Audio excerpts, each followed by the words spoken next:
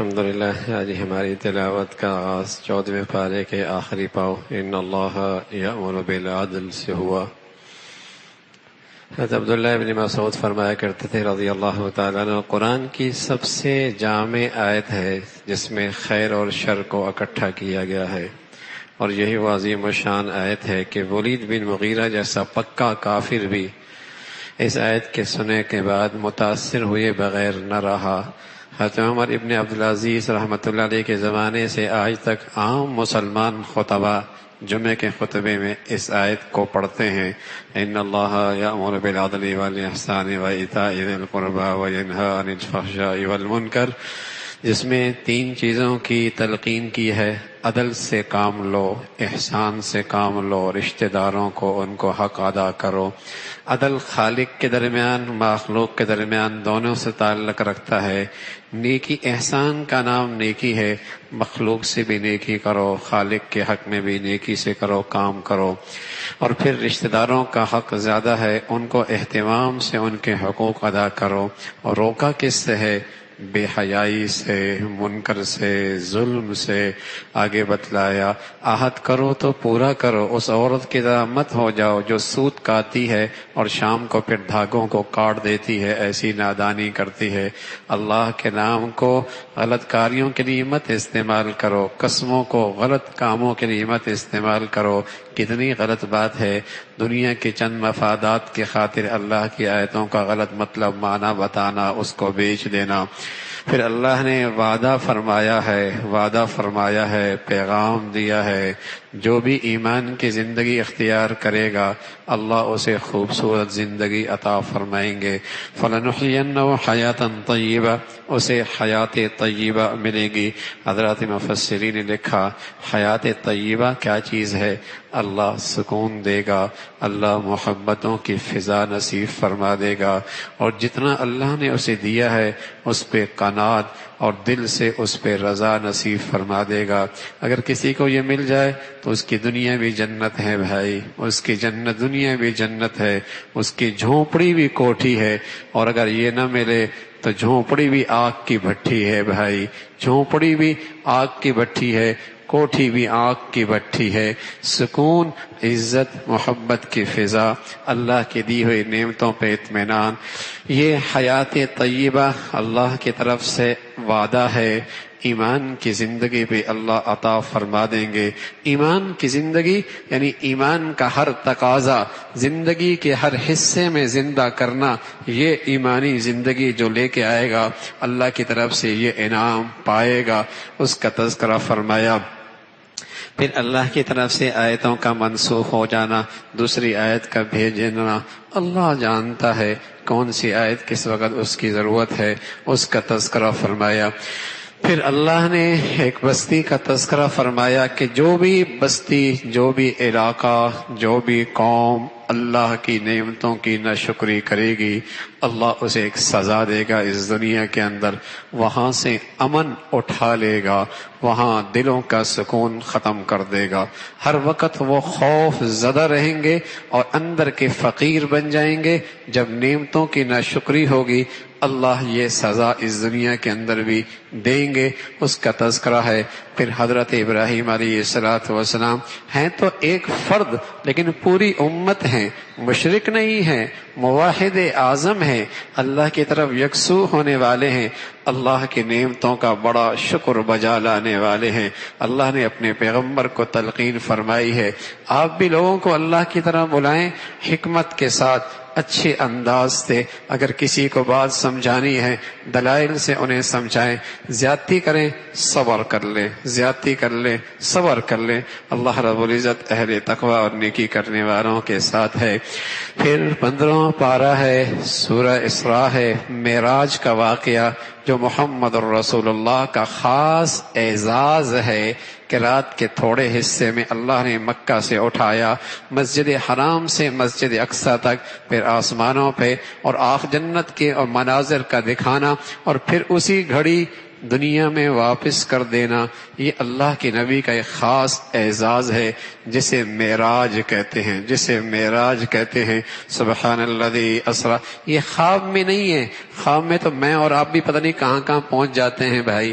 خواب کی بات ہوتی تو پھر اس کو اتنے اہتمام سے قرآن میں ذکر کرنے کی ضرورت نہیں تھی۔ خواب میں تو پتہ نہیں آپ لوگ بھی کہاں سے کہاں اور کہاں سے کہاں واپس آ جاتے ہیں۔ یہ جسمانی سیر تھی کہ مسجد حرام سے مسجد اقصی، پھر آسمانوں پہ، اور پھر آخرت کے سارے مناظر کا دکھانا۔ تو الذی بارکنا حولہ لنریہ من آیاتنا، مسجد اقصی یہ پورا خطہ تھا، شام تھا، فلسطین تھا، یہ پورا خطہ یہ مسجد اقصی کا ارد گرد، جہاں اللہ نے مادی طور پر بھی زمین کو بڑا زرخیز، باغات، پھلدار ماحول وہاں بنایا، اور روحانی طور پر بھی وہاں انبیاء کا مسکن رہا ہے، انبیاء کا مسکن رہا ہے۔ ہمارا بھی شام جانا ہوا تو ایک بستی بالکل سرحد پہ، شام کی سرحد پہ ترکی کے اندر، اس کا نام ہی یہی ہے، مدینۃ الانبیاء، انبیاء کی بستی، اس کا نام عرفہ ہے، عرفہ، جہاں حضرت ابراہیم علیہ السلام کی ولادت اور پیدائش، وہ جگہ آنکھوں کے سامنے سے گزری، اسے دیکھا۔ تو یہ پورا خطہ روحانی طور پر بھی اور مادی لحاظ سے بھی بڑا مبارک خطہ ہے، لنریہ من آیاتنا، اس کا تذکرہ فرمایا۔ پھر شام میں یہودیوں بنی اسرائیل کی حرکتیں اور ان کا فساد، پھر بخت نصر بادشاہ کا مسلط ہونا اور ان کی در و دیوار کو پامال کرنا اور ان کو رسوا کر دینا، اس سزا کا تذکرہ۔ پھر انہوں نے سرکشی کی، پھر اللہ نے مجوسی ان پر مسلط کر دیے، اور انہوں نے بھی ان کو زیر و زبر کر دیا۔ اللہ نے کہا اگر زیادتی کرو گے پھر تم پہ کوئی عذاب کا کوڑا تم پہ مسلط ہو جائے گا۔ ان قریب میں ہٹلر جیسا آدمی، وہ ایسا لگتا تھا خدائی کوڑا یہودیوں پہ برسا تھا، ان کی شرارت پر کتنوں کو اس نے مار دیا، قتل کر دیا، کتنوں کو اس نے زندہ جلا دیا۔ لیکن آج پھر یہودی اپنی سرکشی کی انتہا پر ہیں، پتہ نہیں اللہ کا کوڑا ان پہ اب کب برستا ہے۔ یہ بنی اسرائیل کا تذکرہ اللہ نے ذکر فرمایا۔ پھر اللہ نے آخرت کے نام اعمال کا تذکرہ، اللہ حساب لیں گے، حساب لیں گے، حساب لینے میں اکیلی ہی کافی ہیں، اور جن کی زندگی کا مقصد اور مطلب آخرت ہے، اللہ ان کی محنت کی بڑی قدردانی کرنے والے ہیں۔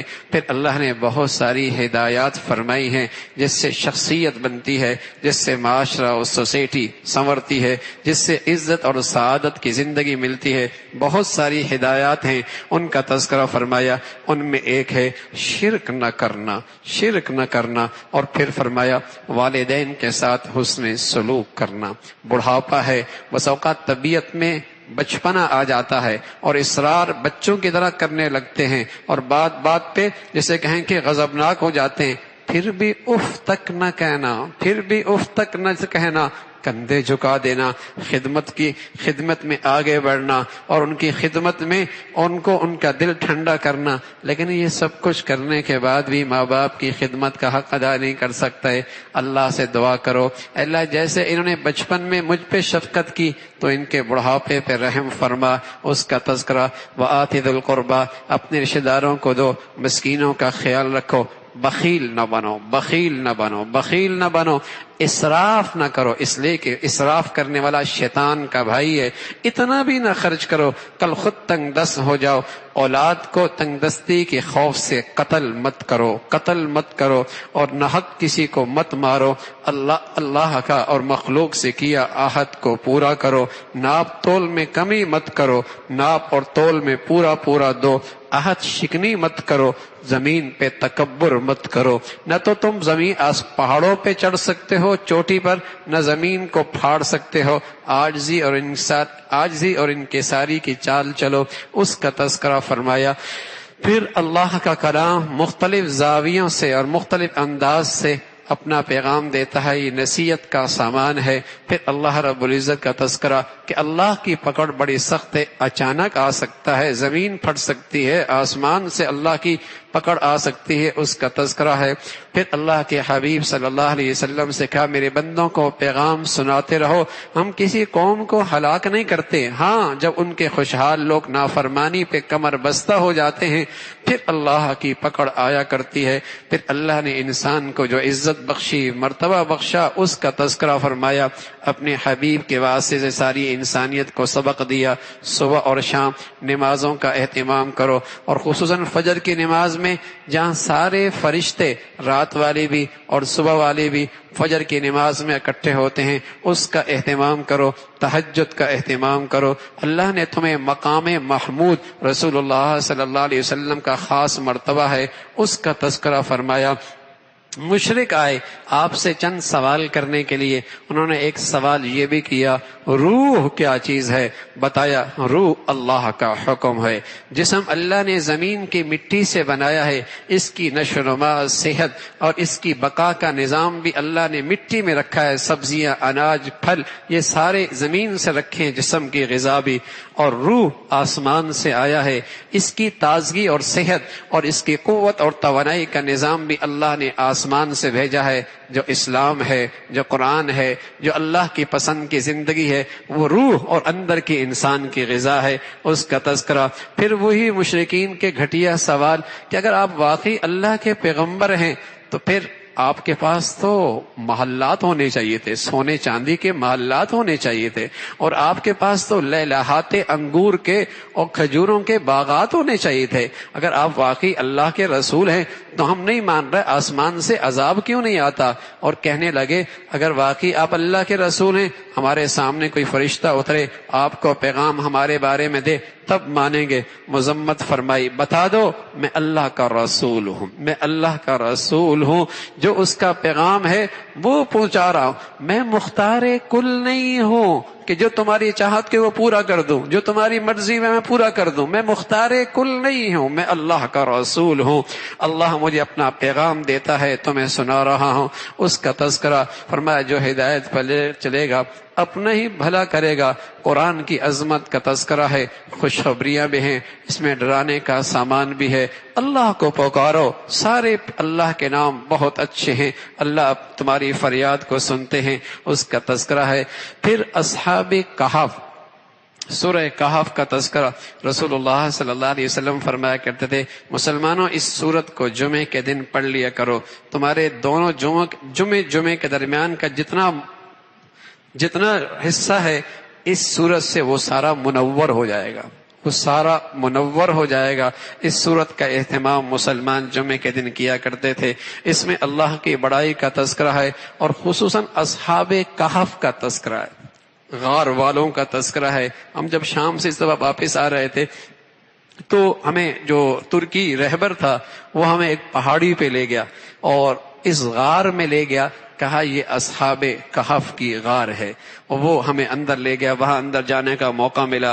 تو اصحاب کہف یہ مشہور نوجوان ہیں جو اس زمانے کا دقیانوس بادشاہ جو انہیں شرک پہ آمادہ کر رہا تھا اور بتوں کے سامنے سجدہ کرنے پہ ان پہ جبر کر رہا تھا، لیکن یہ نوجوان جنہیں اللہ نے ایمان کا نور دے دیا تھا، انہیں ایمان کا نور دیا تھا، وقت کے حکمران نے اور دائیں بائیں کے لوگوں نے ان کے سامنے دولت بھی رکھی اور بڑے بڑے عہدے بھی رکھے اور معیار زندگی کی بلندی، اس کی ترغیبات بھی سامنے رکھی، لیکن سبحان اللہ ایمان کے مقابلے میں انہوں نے سب کو نظر انداز کر دیا اور کچھ اپنے آ کر خیرخائی میں کرنے لگے، کہنے لگے کھاؤ گے کہاں سے، معاش کا کیا ہوگا، معیشت تمہاری کیسی چلے گی، کیوں اپنے پاؤں پہ کلہاڑی مر رہے ہو، سارے معاشرے سوسائٹی سے کٹ کر زندگی کیسے گزرے گی۔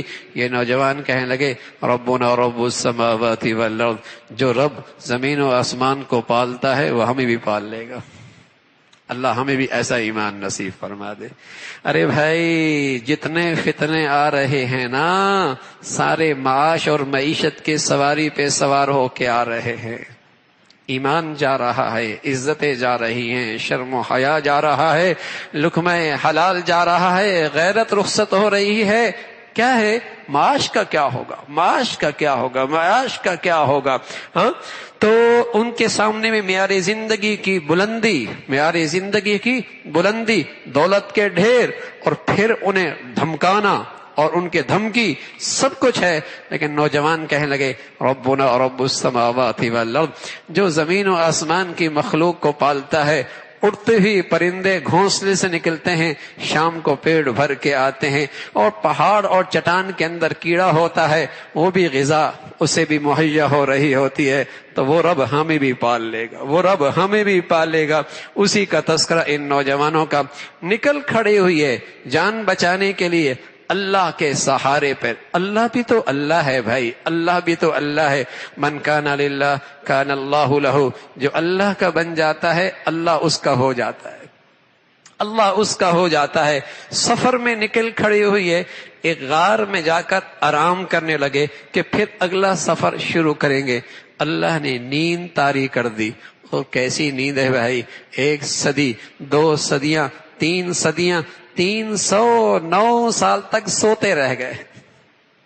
قرآن ہے، قرآن سورہ کہف، 309 سال تک سلاتے رہے.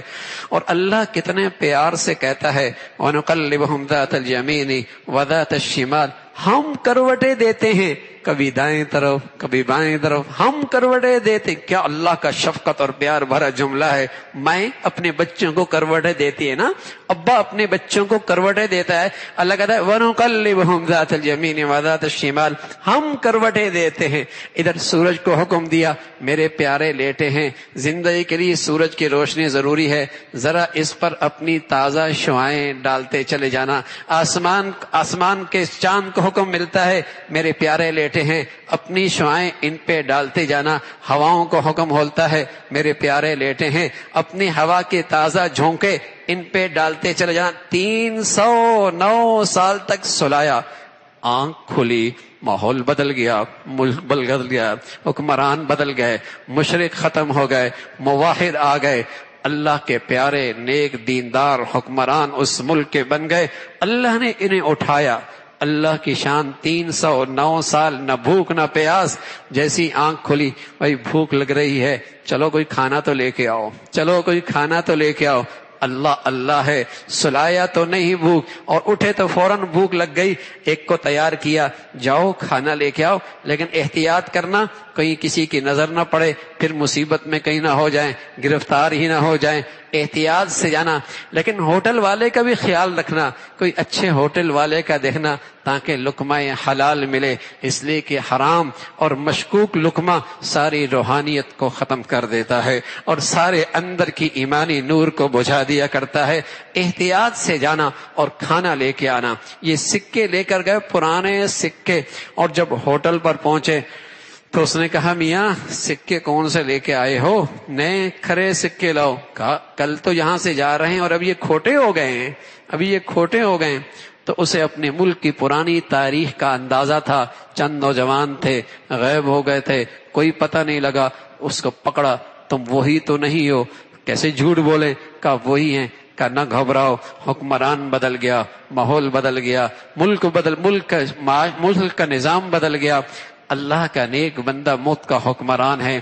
اسے پکڑ کر دربار میں لے گئے. عین اس وقت کا بادشاہ سجدے میں گرا ہے اور اللہ سے کہہ رہا ہے اللہ میرے ملک کے کچھ لوگ مرنے کے بعد زندہ کرنے کا انکار کر رہے ہیں، کوئی ایسا برہان بھیج دے، کوئی ایسی دلیل بھیج دے میں انہیں سمجھا سکوں کہ اللہ مرنے کے بعد زندہ کر سکتا ہے. جب یہ نوجوان دربار میں داخل ہوئے وہ سمجھ گیا اللہ نے برہان پیدا کر دیا. جو 309 سال سلانے کے بعد اٹھا سکتا ہے وہ مرنے کے بعد بھی زندہ کر سکتا ہے، مارنے کے بعد بھی زندہ کر سکتا ہے. تو یہ وہ نوجوان تھے.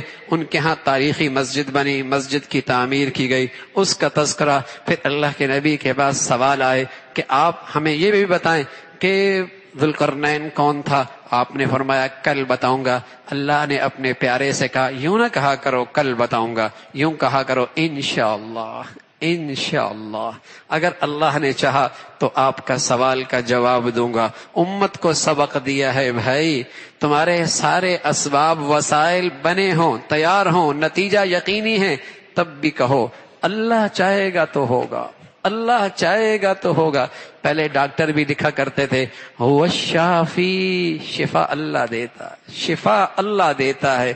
اور اب تو جب کوئی کام نہیں کرنا ہوتا کہتے ہیں انشاءاللہ. ہاں اور جب سارے اسباب بنے ہوتے کہتے ہیں اب انشاءاللہ کرنے کی کیا ضرورت ہے. تو انشاءاللہ یہ ایمان کی ترجمانی کرتا ہے کہ اس کا اسباب پر اعتماد اور بھروسہ نہیں ہے، اللہ کی ذات پہ بھروسہ اور اعتماد ہے.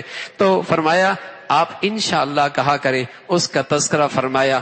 پھر دو شخصوں کا تذکرہ، ایک خوشحال باغات، ان باغات کے درمیان شاندار کھیتیاں اور اس میں نہریں جاری، لیکن اللہ کا نافرمان. دوسرا تھا ساتھی، اس کے پاس یہ کچھ نہیں لیکن اس کے پاس بڑی دولت تھی، ایمان، اللہ کی پہچان، اللہ کی معرفت. وہ اپنے ساتھی کو سمجھانے لگا جو مالدار تھا، باغات والا، لیکن نافرمان، اللہ کو بھولا ہوا تھا، کہ اللہ کا شکر بجا لا، اللہ کو نہ بھول. اس نے کہا یہ ساری میری محنت ہے، اللہ نے یہ سب کچھ میرا ہی ہے، یہ سب کچھ میرا ہی ہے، اور میں نے کوئی نہیں مرنا، اور اگر مر بھی گیا تو اللہ اس کو مجھے اس سے زیادہ عطا کرے گا. تو اس کی نافرمانی کا تذکرہ، پھر اللہ کی پکڑ ہے.